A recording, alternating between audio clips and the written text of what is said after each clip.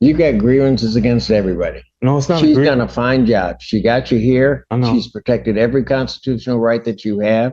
You ought to be thanking her rather than criticizing or saying she didn't do something. Now that you've seen the courtroom settle in, this is where the real story begins. This case isn't about a simple motion or a routine hearing, it's about a defendant who believes the entire system has failed him. Sebastian Phillips walks into court convinced that nearly every institution involved in his life is working against his best interests. From his public defender to housing agencies to medical professionals, he feels misled, ignored, and mistreated. The judge, meanwhile, isn't just listening for legal arguments. He's assessing whether this case can even move forward in a meaningful way. As Phillips speaks, his concerns shift rapidly from procedural complaints to sweeping allegations. And that shift matters, because this hearing isn't about guilt or innocence. Not yet. It's about whether the court can proceed responsibly at all. The question hanging over this courtroom is simple but critical. When does a defendant's right to be heard require the court to step in and slow everything down? Court calls the case of the people versus Sebastian Phillips. And Maggie, on behalf of Mr. Phillips. I have an order for forensic evaluation. Is that a correct statement? Can I make a statement on that matter? State your name first. Sebastian Phillips. Go ahead, sir. So I believe my judicial pursuits in its origin, once informed, were squandered and stifled erroneously and imprudently against me and my best interests.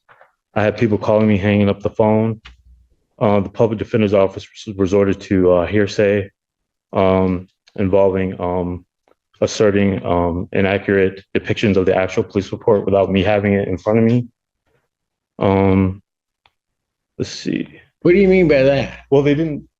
When I was trying to get arraigned, she didn't make sure that I had the information in front of me to refer to make sure that the information was correct and accurate. I believe that as a form of abuse of discretion. She wouldn't have had the police report. That's not the way the process works. Well, she at the cited time of your arraignment. It's very unlikely they would have had the police report. Oh, okay. Well, I wasn't sure because she cited. I know. That's why I'm correcting you. Oh, okay. Go ahead. Well, what's your next point? Well, I'm just saying she cited information based on the police report. That's all I'm saying. She cited information based upon what she may have known, but she may not have had that physical report. I know, that's fine, but all I'm saying is it affected my ability to properly assess which direction I wanted to go personally for the matter. What do you mean? Because she said it was on Park Street. I looked up Park Street. It wasn't even. So what does that mean? Why did that affect your Street. ability to do anything? It's because misdirection. After the arraignment, this date would have been set. I'm just saying it's a form of misdirection when you tell someone that a crime occurred at one point when it didn't actually occur. Once I found out that. And so what prejudice has occurred to you? I just believe it's abuse of discretion. And abuse of what discretion? To steer outcomes in their best interest. To steer whose outcomes? The fate of my judicial charge in their best interest. In whose best interest? Theirs, not mine. Theirs being whom? Public defender's office. The public defenders, guess what? You and them are on the same side. I'm not saying that. So if it's steering it in that direction, you win. I'm just saying human error. This is a key legal moment, because we're watching a fundamental misunderstanding of court procedure collide with reality. The defendant repeatedly argues that his rights were violated because he didn't have a police report in hand at arraignment. But legally, that's not how arraignments work. An arraignment is not a trial, and it's not an evidence review. Its purpose is to formally notify a defendant of the charges and explain their rights. Nothing more. That's why the judge keeps asking one essential question: what actual legal harm occurred? Courts don't grant relief based on confusion or frustration alone. There has to be real prejudice. Disputes about locations or incomplete information at this stage don't derail a case. The judge here is doing what judges are required to do: keep the process grounded in law, not emotion. So ask yourself, should courts pause every time someone feels misled, or is procedural structure necessary to keep justice moving? Sure. Okay, they're human beings. That happens. Yeah, but okay, so what? All I'm saying is, okay. What is your next point? Okay, so CMH workers were not informed. I had to inform the CMH workers. I'm a client of CMH. Yes, sir. And I do receive Section 8, and I do believe that they're trying to oust and discriminate minorities who are affiliated with Section 8 and CMH. Who's trying to do that? My worker, Steve. Oh, at CMH? Yes. I don't have anything to do with CMH. I know, but I wanted to know if I would lose my Section 8 and my Social Security if I was ever charged with a crime. I haven't been charged with a crime. I don't. I was 47. I can't answer 18. that. I think typically, depending on the nature of the crime, because I do a lot of the work, you're not going to lose Section 8. Okay. May have some issues with Section 8. Yeah. But, and I'm just telling you that based on my experience, your individual case may be different where they may decide to take your Section 8. Yeah. So don't go saying Judge Simpson said this wasn't going to happen and violated some right. I'm just trying to instruct you that that can happen, but it's rare. Yeah. All I'm saying is that that information is pertinent to my choice of plea. So I'm saying if I knew I was gonna like lose my Social Security or lose my Section 8, that would give me the decision to make, which would be in my best interest. And finally, I wanted to say that my doctor Bright, who's my doctor, she stated that she was ordered to kill me, and I filled out a form with the Laura, Licensing and Regulatory Affairs. I have a copy of the order. I gave it to prosecution, and I was abducted out of the ER at the hospital, and I reported to the University of Michigan Police, and the governor also was informed, so she's aware what's going on. Governor Whitner? Yes. Oh. I caddied for her stepdad. I was his personal caddy for her stepdad at Country Club of Lansing. Yeah. And also Justice Brennan Sr., just to let you know, before he passed away. Cool. Yeah, and I caddied in the LPGA for 3 years. So anyway, I just wanted to say that finally, CMH has resorted to consternation and contumacy involving the death threats, adulterating medications with opioids. Genoa Pharmacy in conjunction with CMH. Okay.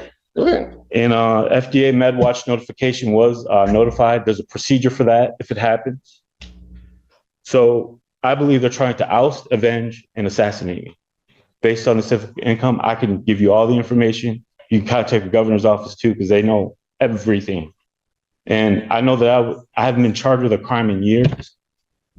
And I just don't think that, it's something that is criminally intended or actually like occurred to the charge that you suggested in the form of a felony.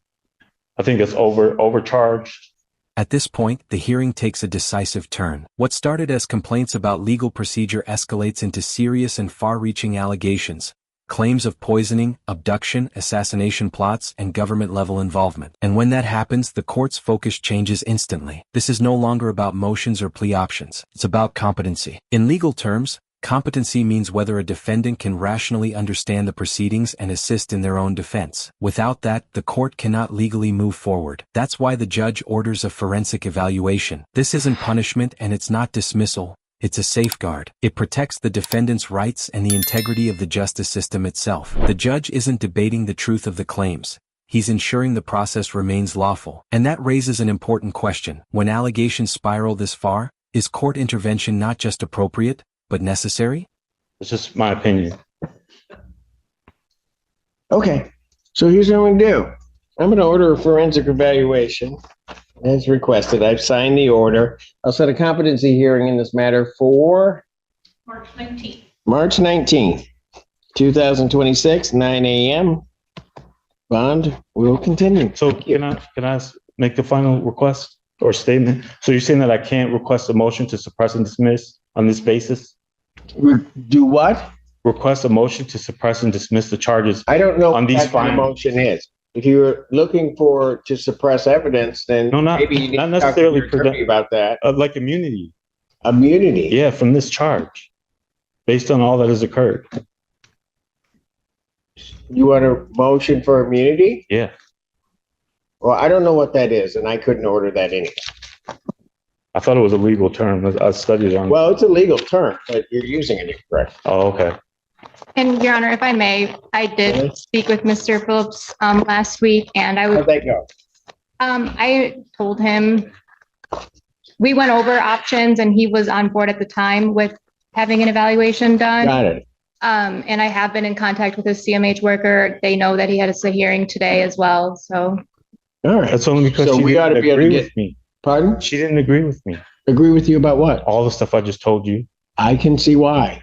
Okay. So here's what will happen is they're going to do the evaluation. We'll figure that out. We'll see in March and see where this case But goes. she won't even tell me the outcomes of that. If I have an evaluation, what happens after that? Well, it depends on what the evaluation says. There's no way for her to answer that. Okay. Yeah, I know. Sorry, I'm not a fortune teller, Your Honor. Pardon? I'm not a fortune teller. I can't It's tell the just, future. it's civil procedures, legal procedure. That's all. She didn't cite the proper procedure once this forensic evaluation occurs and what will happen after that. What are my options? She didn't tell me any of that. And she didn't call me in about a whole week. You got grievances against everybody. No, it's not. She's done a fine job. She got you here. I know. She's protected every constitutional right that you have. You ought to be thanking her rather than criticizing or saying she didn't do something. I didn't mean the to very criticize. fact you're standing here and like your liberty has not been taken and you've been allowed to say anything, you need to thank that young lady I standing next appreciate to you. you. Thank you. Thank you. Bond will continue.